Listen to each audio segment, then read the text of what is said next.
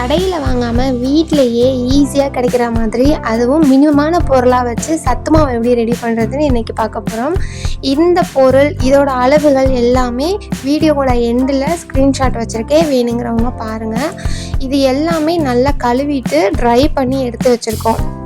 நம்ம கடையில் போய் ஏதோ ஒரு ஹெல்த் மிக்ஸ் வாங்கி நமக்கும் நம்ம பசங்களுக்கும் சாப்பிட்றத விட, இது நம்ம கைப்பட நமக்கு வேணுங்கிற பொருளாக சூஸ் பண்ணி வாங்கி இந்த ஹெல்த் மிக்ஸ் ரெடி பண்ணுறது ரொம்ப ஹெல்த்தியாக இருக்கும். இது எல்லாமே கருகிராமல், கலர் ரொம்ப மாறிடாமல், வாசனை வர்ற அளவுக்கு இதை வறுத்து எடுத்துக்க போகிறோம். ஏன்னா இது நம்ம 1 மாதம் 2 மாதம்னு ஸ்டோர் பண்ணி யூஸ் பண்ண போகிறோம். அதனால இதை நல்லா ஹீட் ஏற்றிட்டு அதுக்கப்புறமா அரைச்சோன்னா பூச்சி பிடிக்கிறது அந்த மாதிரிலாம் இருக்காது. அதனால் இதை நல்லா வறுத்துட்டு நம்ம இதை நல்லா ஆற வச்சுக்க போகிறோம். இதில் சேர்க்குற பொருள் எல்லாமே நம்மளோட இஷ்டம்தான். நம்ம இதில் கூட குறைச்ச ஏற்றி இறக்கி சேர்த்துக்கலாம். சில பேர் 30 பொருள் 40 பொருள் வச்சுலாம் சத்து மாவு ரெடி பண்ணுவாங்க. நம்ம அவ்வளோலாம் வேண்டாம் அப்படின்னா மினிமமான பொருளை வச்சு கூட நம்ம சத்து மாவு ரெடி பண்ணிக்கலாம். இதில் நான் இன்றைக்கி 16 பொருள் சேர்த்துருக்கேன். இதை விடவும் கம்மியாக 5-6 பொருள் வச்சு கூட நம்ம சத்து மாவு ரெடி பண்ணலாம். அது நம்மளோட விருப்பம்தான். வீட்டில் உள்ள வேலையெல்லாம் முடிச்சுட்டு நம்ம ஃப்ரீயாக இருக்க டைமில் கூட இந்த வேலை பார்க்கலாம். இது ரொம்ப ஒர்த்துன்னே நான் சொல்லுவேன்.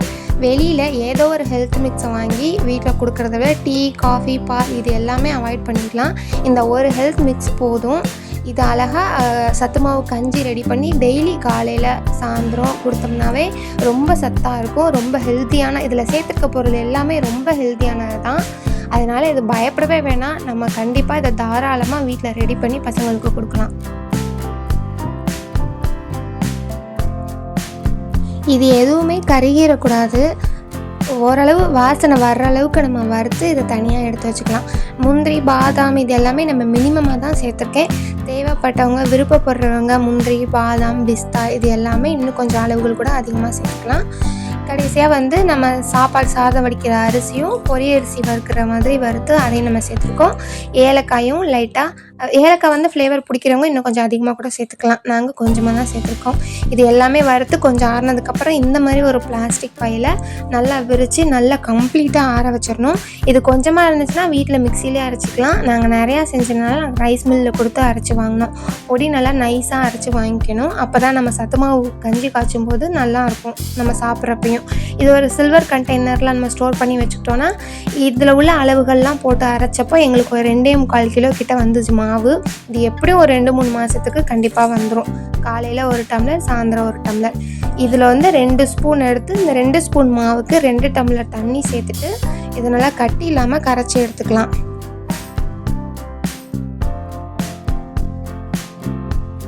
இது ஸ்டவ்வில் வைக்கிறதுக்கு முன்னாடியே நம்ம கரைச்சிடணும். ஸ்டவ்வில் வச்சுட்டு கரைச்சோம் அப்படின்னா கட்டி பிடிக்கிறதுக்கு சான்ஸ் இருக்குது.